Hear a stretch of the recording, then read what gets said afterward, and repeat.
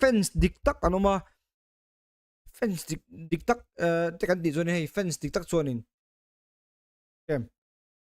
taning lo thing ni chu ti ha chang sang ha lan lan langai lo te ron langa ti khan ni chang uli ka ase kan ni lo ni ai smoke ba ka tiang ka lo ka ha ma hi to cái in ring lo in ring đâu in ron life ni la su san ni sila cái in ring lo lut to ko ne ju mo ka tiang thil kha om ti po ka lo shelo wa i ka tiang thil kha ka niang ti po ka lo be sei lo shim shim ma ka tiang thil kha ka tong lo shim shim bo ka e mi a angwal varji nan nu pui nei tum ka no ni ve a e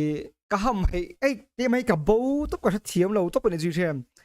amak lu duga ka live chan tira minute nga vela viewer zaruk anong mai lo shim shim ka tia chonin ka luta tat ke na in nge thing ka tia inge mo boiro vel om mani o ka tia ting ver kha kilom dan kha ni ka lo sha thiam lo heavy ni jumo chonin video te min lo thona kan lo nge kan lo in ange ang lo ka khe lo ka ni ang bo ti chan lo ha pa ni han tuwe ni ya secondly viral ani secondly viral lo boy noi urala ni tan lo tia ra video leak out ten lo tia lo ke be jong lo sha lo shim shim ni jumo lo sha thiam lo heavy ya i con chặt là mà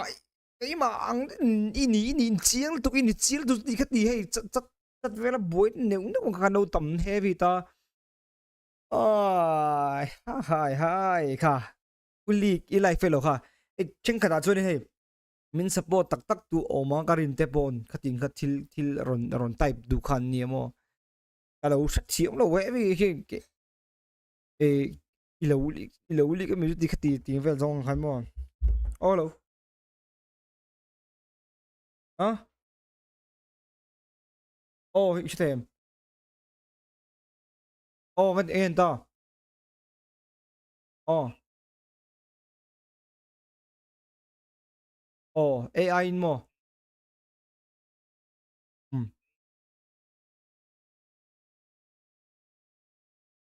oh 4 second lagi nó thấy mo oh oh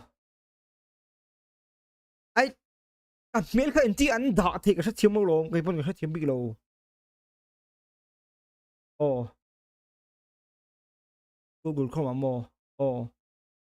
ai cái en pon cái mà mail ni ju ka alang ve tu tho mo le ai an mi lo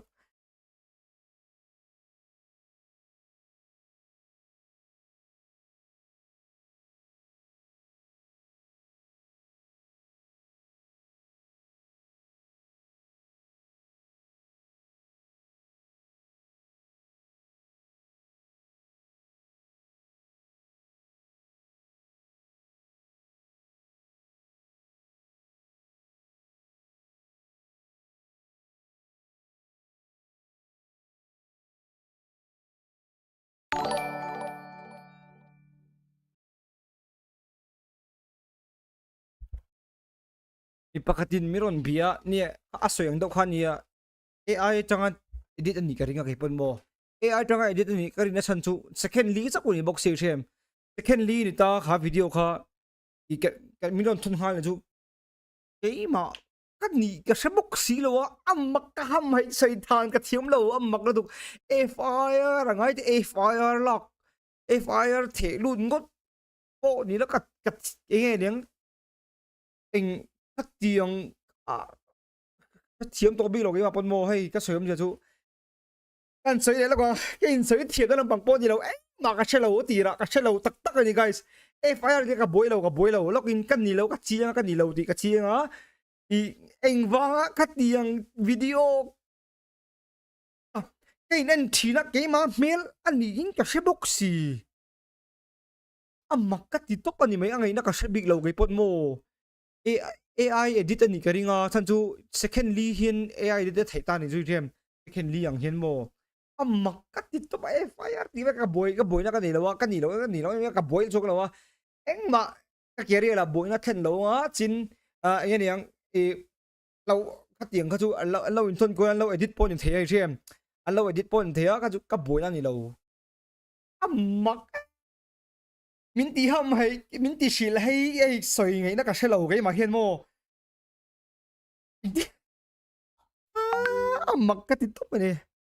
in soi phía bắc có thể cả túm chỗ lâu cả túm chỗ lâu in soi phía bắc bắc túm lâu ai có con phi đầu lắm băng anh lâu con phi đầu lắm băng anh lâu guys let's go ở đây cảnh tụ tốt phốt thằng live ăn ngày nào lâu thì cảnh